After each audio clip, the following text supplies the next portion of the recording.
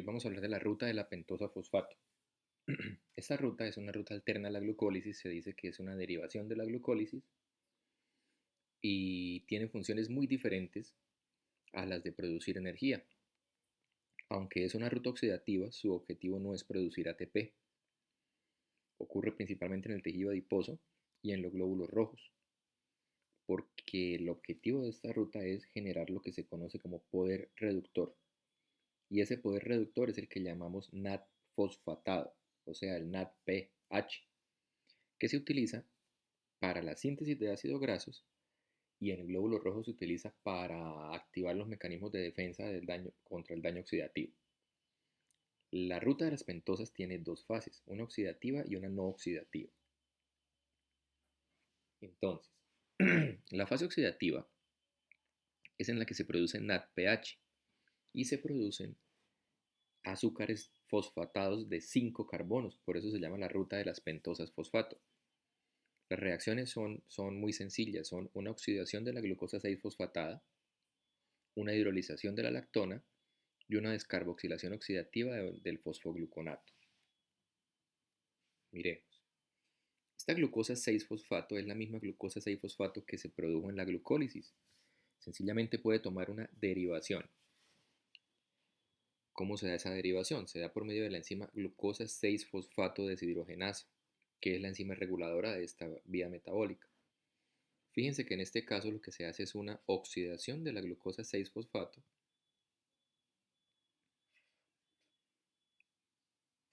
con reducción de un NAD-fosfatado, o sea, queda NADPH.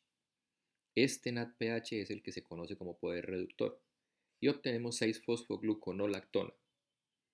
Hay una enzima que se llama 6-fosfogluconolactonasa que le quita la lactona y queda 6-fosfogluconato.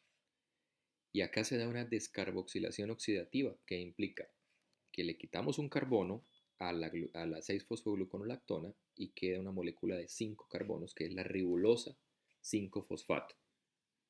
Y en este paso se produce el segundo NADPH.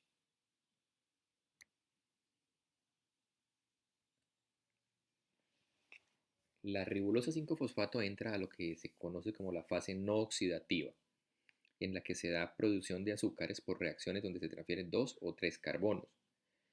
Esta fase es bastante interesante porque lo que hace es reponer intermediarios de la glucólisis para que no se pierda energía haciendo la vía de la pentosa. Entonces, tenemos dos tipos de enzimas.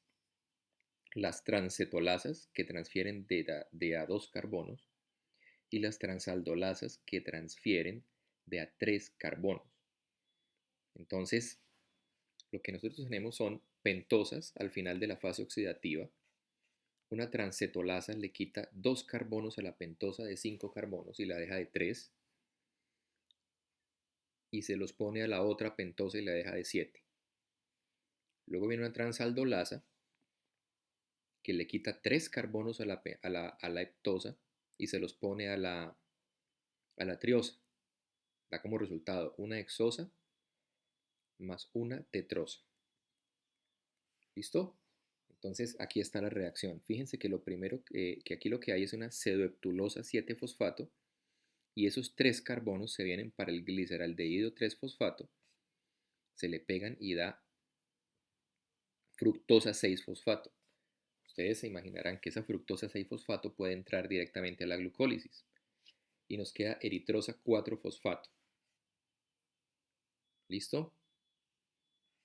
Si tomamos otra pentosa que es la celulosa 5-fosfato, producto de la fase oxidativa, y le quitamos 2 carbonos, nos queda la eritrosa que del paso anterior más 2 carbonos da otra fructosa que se va para la glucólisis y nos queda un gliceraldehído 3-fosfato que también podría entrar a la glucólisis. Entonces, fíjense que la ruta de las pentosas fosfato producen poder reductor para los sistemas que llevan a cabo reducción y es fuente de carbohidratos también para la glucólisis, provee el modo para el intercambio de azúcares. En el tejido adiposo, ustedes verán que las reacciones son de reducción, pero para poder hacer esa reducción necesita tener el hidrógeno que aporta el NADPH. Sin ese hidrógeno sería imposible sintetizar los ácidos grasos. Pero el glóbulo rojo cumple con otra función. Ustedes se acuerdan que el glóbulo rojo es una célula que no tiene, que perdió sus organelas celulares en su proceso de maduración. Entonces, como no tiene mitocondrias, el glóbulo rojo depende de la glucólisis únicamente, es decir, produce energía de manera anaerobia, pero está encargado de transportar el oxígeno, y el oxígeno podría llegar a generarle daño oxidativo. Para eso, el glóbulo rojo cuenta con el glutatión, que es una proteína que mantiene la integridad estructural de las proteínas, sirve de producción al grupo sulfidrilo, sirve de protección a los lípidos contra la oxidación, mantiene el hierro de la hemoglobina en su estado ferroso, y eso es fundamental porque si el hierro pasa a la forma férrica no sería capaz de fijar oxígeno. ¿Listo? Se ha observado que cuando las personas tienen deficiencia en la actividad de la glucosa 6-fosfato deshidrogenasa, tienen niveles bajos de glutatión y tienen anemia hemolítica.